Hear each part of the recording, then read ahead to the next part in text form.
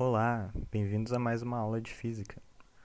Vamos continuar nossos estudos sobre eletricidade, falando hoje dos capacitores, que são dispositivos que conseguem armazenar energia elétrica.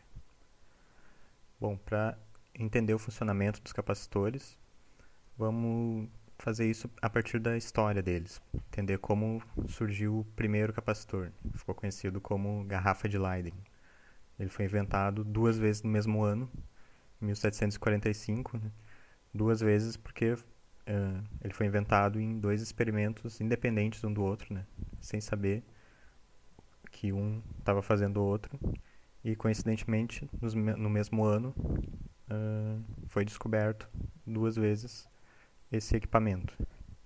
E isso chocou os especialistas, literalmente, como a gente vai ver, mas também porque ninguém conseguia entender como ele funcionava. E foi descoberto bem ao acaso mesmo. Bom, mas para chegar lá, vamos entender o contexto histórico.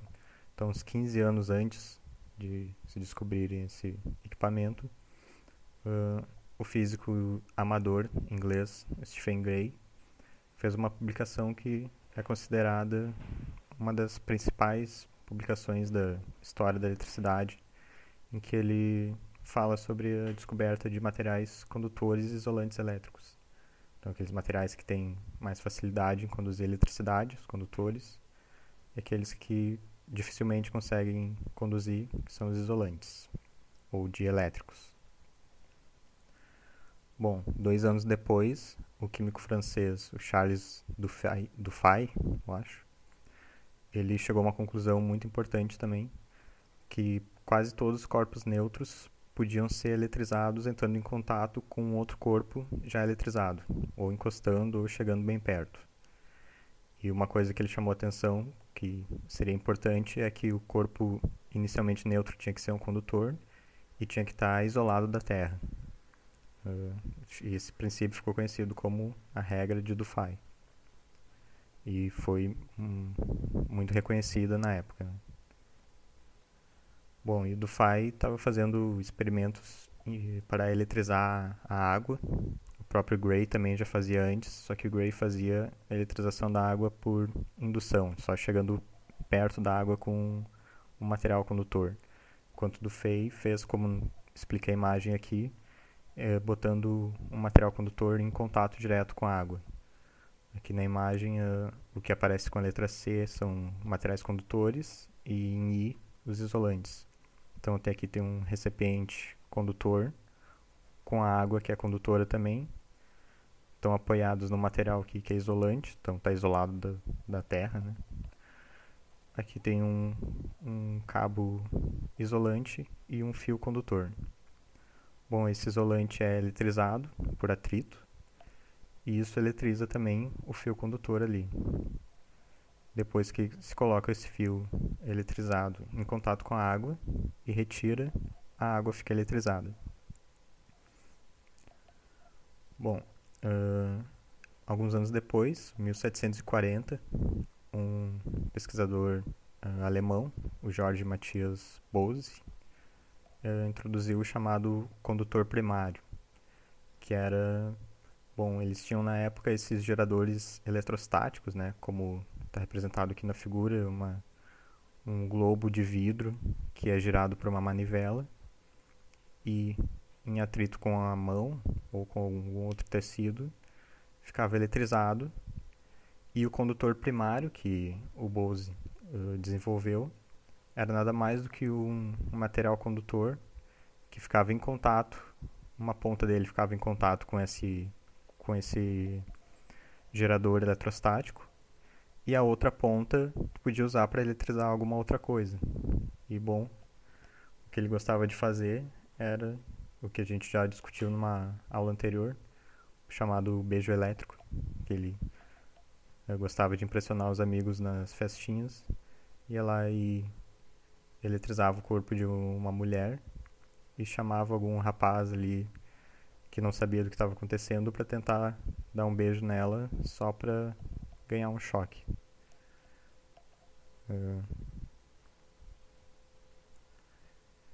Então, 5 anos depois desse condutor primário ser desenvolvido, o clérigo luterano e físico alemão, o Ewald von Kleist, foi o primeiro a descobrir o capacitor, né?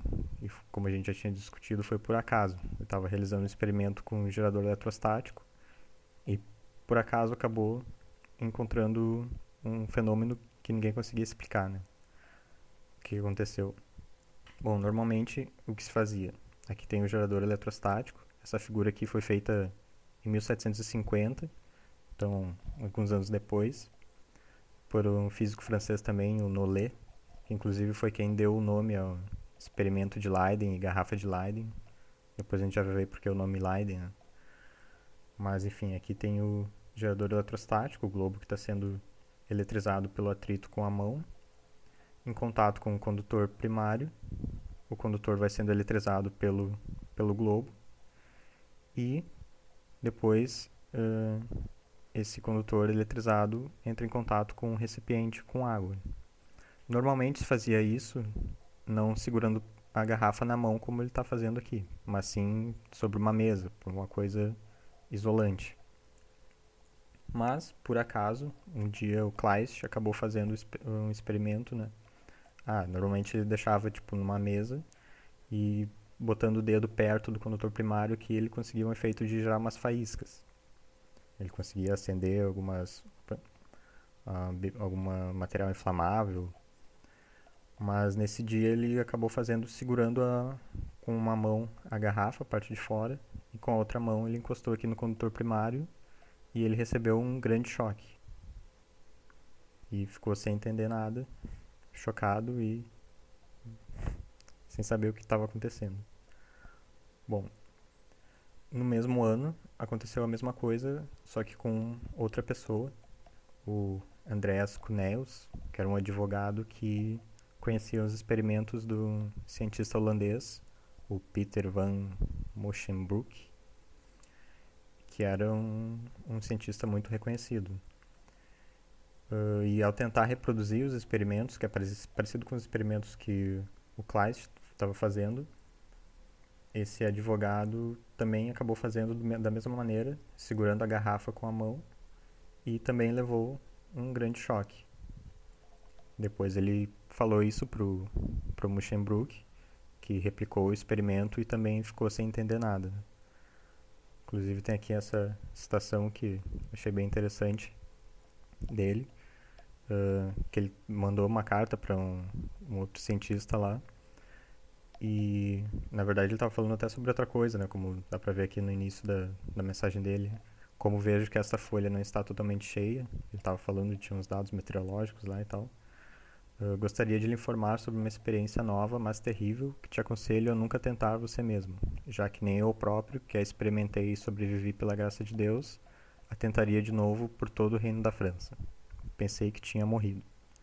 Descobri tanta coisa sobre eletricidade que cheguei ao ponto no qual não entendo mais nada e não consigo explicar qualquer coisa. Bem, preenchi esta folha de papel muito bem.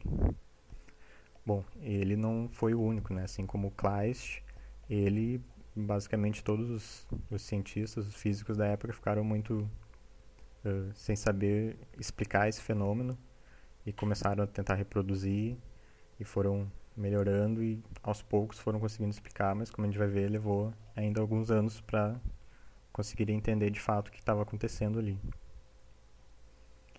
Bom, mas enquanto isso, já foram sendo feitas algumas estabilizações, melhorias do experimento, inclusive aplicações, como a gente vai ver agora. Um outro físico alemão, Johann Winkler, ele foi o primeiro a fazer esse efeito excluindo o corpo humano. Então, ao invés de colocar em contato a parte de dentro e de fora da garrafa a partir de uma pessoa segurando, ele usou materiais condutores ali, umas correntes, e conseguiu fazer o mesmo efeito. Um outro cientista, um polonês, o Daniel Gralaf, ele já estava usando a garrafa para fazer estudos de efeitos biológicos. Né? Ele estava matando os passarinhos lá, estava dando choque nos bichos para ver o que acontecia. Então é interessante isso também porque é um exemplo de a tecnologia sendo usada antes mesmo de se ter uma explicação científica, porque na época ninguém entendia como funcionava aquilo, mas aquela tecnologia, mesmo sem ter uma explicação científica, já estava sendo utilizada para fazer outros estudos científicos, né, na área da biologia. Uma coisa do Winkler que eu esqueci de citar é que ele também foi o primeiro a fazer um banco de capacitores, ou seja, ele conectou 3 garrafas de Leiden e, e gerou um banco de capacitores, praticamente uma bateria eletrostática, né? A diferença de uma bateria para um capacitor é que, como o capacitor é carregado e descarregado muito rapidamente, uma bateria consegue fazer isso mais lentamente e controladamente. Uma coisa que agora também lembrei que eu esqueci de citar sobre por que o nome garrafa de Leiden é porque o Muschenbroek trabalhava na cidade de Leiden e daí veio o nome, né? Garrafa de Leiden, experimento de Leiden. Bom, e o Benjamin Franklin, um estadunidense polímata, né? Fazia várias coisas diferentes, inclusive foi um dos fundadores dos Estados Unidos, né? Um dos escritores da Constituição e tal. Ele também criou um banco com várias garrafas, com 11, se eu não me engano, conectadas em série, e cunhou o termo bateria elétrica para descrever o seu dispositivo. Né? Foi a primeira vez que se usou esse termo bateria elétrica, que é um termo que a gente usa bastante hoje em dia.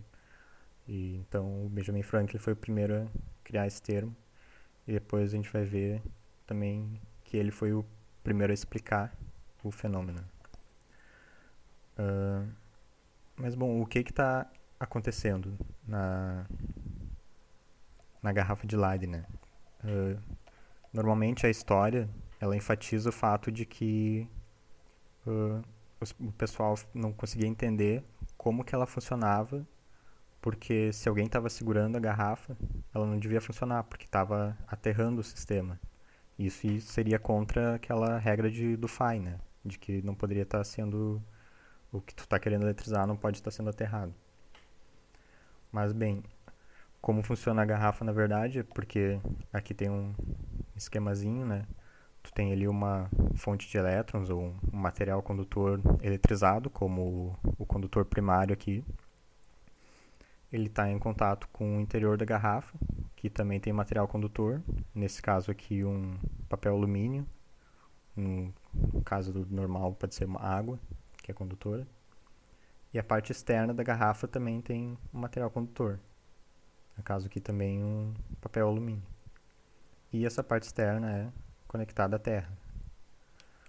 Bom, como a parte interna está sendo eletrizada negativamente, né, está tendo um excesso de elétrons, os elétrons da parte condutora de fora da garrafa, pela repulsão elétrica, eles vão fugir, né, vão ir para a Terra, que é neutra, então eles vão ser atraídos para a Terra, e isso vai gerar uma falta de elétrons aqui, ou seja, a parte de fora vai ficar carregada positivamente. E essa diferença de cargas interna e externa é o que explica o efeito, porque quando tu conecta então a parte externa com a parte interna, como ele está fazendo aqui com o corpo dele, isso vai gerar uma grande descarga elétrica, porque o sistema vai tender a se neutralizar, né? Então os elétrons ali do corpo dele, de todo o sistema, vão se mover de maneira a neutralizar o sistema rapidamente. E por isso vai ter esse efeito do choque. Porém, teve pesquisadores mais recentemente que tentaram replicar o experimento e também ficaram surpresos ao perceber que mesmo que se tu segurasse a garrafa e tu tivesse sobre um material isolante, ou seja, tu tá com o sistema isolado da Terra, ainda tem o mesmo efeito. Então eles foram atrás das fontes primárias para ver o que nas fontes primárias falava sobre isso do aterramento, estavam focando nisso mesmo. E de fato não estavam. E uma explicação de por que pode funcionar com uma pessoa segurando a garrafa, mesmo estando sobre um material isolante, é que o próprio corpo humano tem uma capacitância, né? Tem uma capacidade de funcionar como um capacitor. Então, basicamente, o corpo humano meio que foi uma extensão da garrafa, né? Serviu como uma terra, basicamente. E então, na verdade, o conceito que estava sendo difícil de entender. Ah, e outra coisa que também nem todos os cientistas da época consideravam que esse experimento violava a regra de Dufay. Até porque, se tu quer eletrizar a água que está dentro da garrafa, ela não está aterrada, né? Porque ela está isolada pelo vidro da garrafa, que é isolante. Bom, mas a questão chave, o conceito chave por trás dessa falta e dessa dificuldade de entender o fenômeno era o conceito de circuito elétrico, que não se tinha, né, na época. Não tinha essa ideia de tu fechar um circuito da parte interna da garrafa com a parte externa. Não era uma coisa que se fazia na época, né? Então, por isso levou algum tempo para o pessoal entender o que estava acontecendo, né? Como eu disse, quem foi dar a explicação que é mais amplamente aceita hoje foi o Benjamin Franklin, que disse que, na verdade, o que estava sendo carregado não era a água, como se imaginava, mas sim o vidro, o próprio vidro da garrafa, né? Que estava sendo carregado. Hoje a gente sabe bem que é, de fato, o isolante ali que está entre as cargas é o que faz o, o capacitor funcionar de fato. Bom, e hoje em dia, né, como são os capacitores, aqui tem a cara de vários tipos de capacitores diferentes, são bem menores, né, do que os primeiros lá, como a garrafa de Leyden, e são usados componentes fundamentais na eletrônica, né, o sintonizador de rádio lá é por capacitores, na informática, memória dos computadores também, nas redes de transmissão elétrica também para estabilização, se usa capacitor. Inclusive aqui no desfibrilador cardíaco, quando, né, uma pessoa está com algum problema cardíaco que precisa urgentemente dar um reboot no coração da pessoa, se dá essa descarga elétrica a partir de capacitores, como funciona o desfibrilador. Bom, então, como a gente representa um capacitor num circuito, é por esse desenho aqui, né? São representando as placas paralelas, uma placa com carga positiva, fica carregada com carga positiva, e a outra com carga negativa. E se tu conecta um lado no outro, tu descarrega. Se tu liga cada lado em um terminal de uma bateria, ele vai ficar com aquela diferença de potencial da bateria. Bom, e ele pode ser assim de placas planas, como esse aqui, armaduras ou placas planas, com o dielétrico no meio. Ou ele pode ser assim, cilíndrico, tem vários formatos diferentes, né? Que aí tu pode ter a folha metálica interna e externa, e aqui no caso um dielétrico que é o vidro no meio. E esse aqui na verdade é a garrafa de Leyden, né? É igual a garrafa de Leyden, esse no caso. Bom, a capacitância, que eu já citei, que é a grandeza que mede a capacidade do capacitor de armazenar energia elétrica em relação com com a diferença de potencial, e é dado por essa equação. A carga, que é essa carga que quando tu liga cada placa em um polo de uma bateria, ele vai ficar com uma diferença de potencial, esse VAB aqui, dos lados A e B, e o capacitor vai ficar com cada placa, então, com uma carga que vai ser igual, mas de sinal oposto, né? De um lado a carga positiva e de outro lado a carga negativa.